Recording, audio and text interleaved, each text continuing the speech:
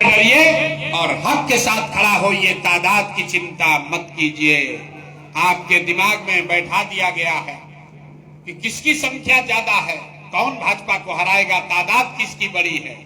मेरे भाई, इस्लाम में बताया गया तादाद के साथ नहीं खड़ा होना है, आपको हक के साथ खड़ा होना है। लेकिन आपकी दुर्दशा देखिए, आप दिन में 4 बार कहते हैं कि हम मुसलमान हैं, अल्लाह को छोड़कर किसी से नहीं डरते हैं, और हालत यह है कि कहीं भाजपा का नाम 2 किलोमीटर पहले से कोई बोलता है तो डर के मारे आप तादाद का हिस्सा बनने को तैयार हैं, चाहे वो बातिलों की ही तादाद क्यों ना हो, भाजपा के डर से उसके साथ भी आप खड़े हैं, तो कैसे आपके बच्चों का भला होगा।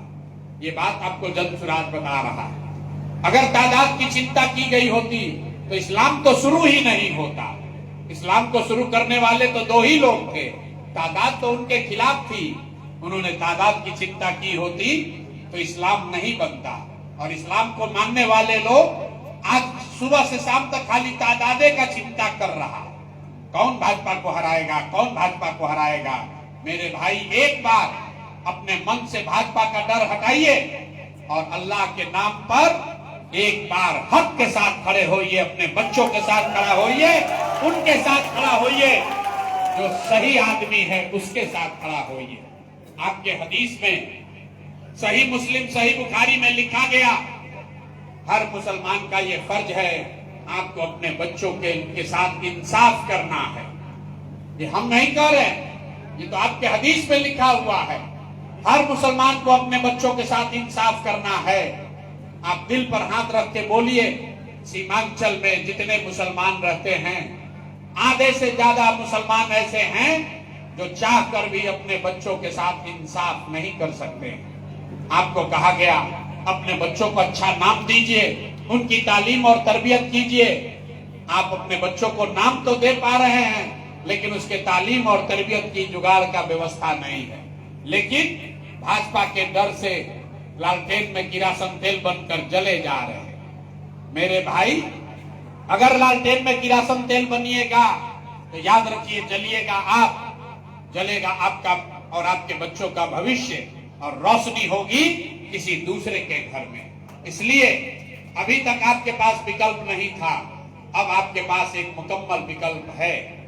हम पर भरोसा हो या न हो, आपको सरफराज साहब पर भरोसा होना चाहिए। आपको मोहतरमा पर भरोसा होना चाहिए। आपको इकराम साहब पर भरोसा होना चाहिए। ये वो लोग हैं जिन्होंने पूरा जीवन अपना समाज के लिए लगाया है। तो मैं आपसे इतना ही आग्रह करूंगा, वोट जिसको देना है दीजिए। वोट देना आपका अधिकार है, हम वोट मांगने नहीं खड़े हुए हैं। लेकिन एक बार संकल्प लीजिए, हक के साथ खड़ा होइए और सही आदमी को जिताइए, वो चाहे कोई भी आदमी हो। जनसुराज से अगर अच्छा आदमी नहीं खड़ा है, हम पहले आदमी है, मन से खड़ा होकर कहते हैं। अगर जनसुराज से भी गलत आदमी खड़ा है, उसको भी हराइए। अगर आदमी चाहे किसी दल का हो, आदमी अच्छा जीतेगा तभी आपका काम होगा। गलत आदमी अगर जीत के आएगा तो गलत ही होगा। आप गलत वोट दीजिएगा और फिर सोचिएगा कि हमारे बच्चों के लिए शिक्षा रोजगार हो जाए, नहीं हो सकता है। तो अगर जनसुराज का प्रत्याशी ठीक लगे तो फिर तादाद का चिंता मत कीजिए, ताकत की चिंता मत कीजिए, उसके साथ कंधा लगाइए। आप तादाद आप बनाइए, ताकत आप बनाइए। जब वो लोग जीत कर आएंगे तभी आपका और आपके बच्चों का भला होगा। दूसरा कोई उपाय नहीं है। कोई प्रशांत किशोर, कोई एक व्यक्ति आपका रहनुमा नहीं हो सकता है। ये रहनुमाई लेने का जो लोग दावा कर रहे हैं, ये आपके नाम पर, आपकी संख्या के आधार पर टिकट बेचते हैं। 2 करोड़ 4 करोड़ रुपया ले रहा है आपकी संख्या के नाम पर। आप देखिए, जहां मुसलमानों की आबादी सबसे ज्यादा है, उस टिकट का दाम उतना ही ज्यादा है। राजद वालों को उस टिकट का पैसा मिल रहा है। तो मेरे भाई, आपके वोट की कीमत पहले ही लगा ली गई, पैसा एडवांस में वसूल कर लिया गया, और आपके बच्चों के नसीब में सिर्फ गरीबी और बर्बादी लिख दी गई। जो 5 करोड़ रुपया लेकर टिकट लेकर आएगा, वो आपके बच्चों के लिए काम नहीं करेगा। इसलिए सही रास्ता पकड़िए, जो रास्ता हम बना रहे हैं, जो रास्ता जनसुराज का है। ये समाज का सभी वर्गों का दल है, ये प्रशांत किशोर का दल नहीं है, ये किसी हिंदू मुसलमान का दल नहीं है, ये किसी जाति का दल नहीं है, किसी परिवार का दल नहीं है। ये बिहार में बदलाव चाहने वाले 1 करोड़ लोगों ने मिलकर जो व्यवस्था बनाई है, ये वो दल है। इसका हिस्सा बनिए, इसी से आपका भला होगा, इसी से आपके बच्चों का भला होगा। यही बात बताने के लिए खड़े हुए हैं। ठीक लगे तो इसको अपनाइए, और न ठीक लगे तो चुनाव के बाद आइएगा। कोई घबराहट नहीं है, कोई घबराहट नहीं है, क्योंकि हमको मालूम है आपको चलना जन सुराज में ही है। जैसे सरफराज भाई घूमते टहलते हुए बाद में यहाँ पहुंचे हैं, जैसे हमारे भाई साहब घूमते घूमते क्या पता नहीं कहां से घूमते घूमते यहाँ पहुंचे हैं, वैसे बिहार के हर मुसलमान को आकर जन सुराज में ही जुड़ना है, क्योंकि जीतेगा जन सुराज ही। ये मेरा कोई अहंकार नहीं है, मेरा अहंकार नहीं है। जीतेगा जन सुराज ही, क्योंकि पैगंबर साहब ने बताया कि ईमानदारी से किया हुआ जद्दोजहद कभी खाली नहीं जा सकता है। और पिछले 3 बरस में जितनी जद्दोजहद प्रशांत किशोर ने की है, जितना पसीना हमने बहाया है, उतना किसी ने दूसरे ने नहीं बहाया है। तो मेरे भाई, अगर आपको अच्छा लगे तो आप जन सुराज के साथ जुड़िए। अगर आप कंधा लगाएंगे, जरूर हमारी लड़ाई थोड़ी आसान हो जाएगी, लेकिन अगर आप कंधा नहीं भी लगाएंगे तो मुझे आपसे कोई शिकवा शिकायत नहीं है।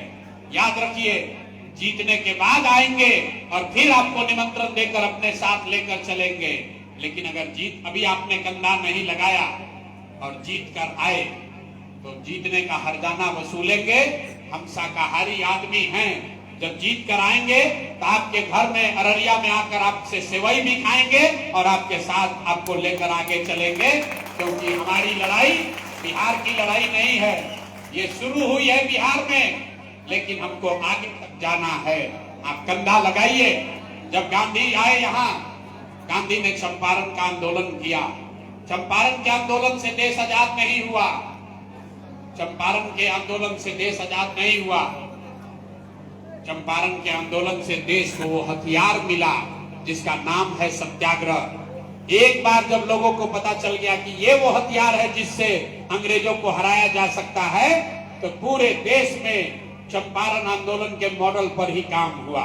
तो जो काम हम जन सुराज में बिहार में कर रहे हैं, ये वो मॉडल है। अगर यहाँ सफलता मिली तो यही वो हथियार है जिससे पूरे देश में भाजपा से लड़ाई लड़ी जा सकती है, उसको हराया जा सकता है।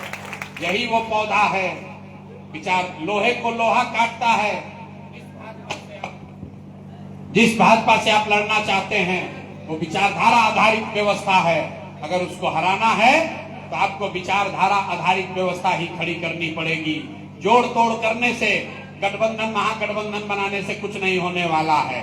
तो अगर भाजपा की विचारधारा को हराना है तो एक ही विकल्प है, गांधी की विचारधारा को फिर से पुनर्जीवित किया जाए।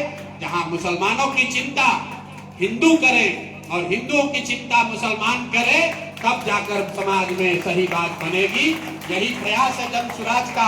आप सब महानुभाव से, सारी महिलाओं से, बहनों से ये मेरा आग्रह है, खूब सोच समझ के 10 दिन में आपके हाथ में वो अधिकार है, ऐसा वोट दीजिए कि आपके घर के बच्चे अब 15 नवंबर के बाद से 10, 12, 15 हजार रुपया के मजदूरी के लिए बिहार और अपना घर परिवार छोड़कर बाहर नहीं जाएं।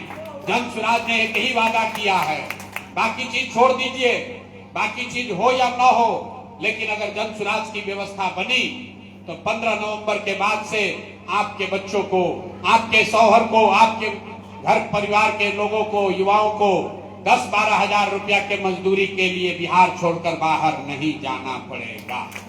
अगर आपको उचित लगे तो जन सुराज का हाथ मजबूत कीजिए, और नहीं उचित लगे तो हम लोग लड़ाई में लगे हुए हैं। आप बाहर बैठकर दुआ दीजिए, वोट दीजिए या मत दीजिए, दुआ जरूर दीजिए। आपकी दुआ में इतनी ताकत है, ये लड़ाई जीत कर दिखाएंगे। बहुत बहुत शुक्रिया।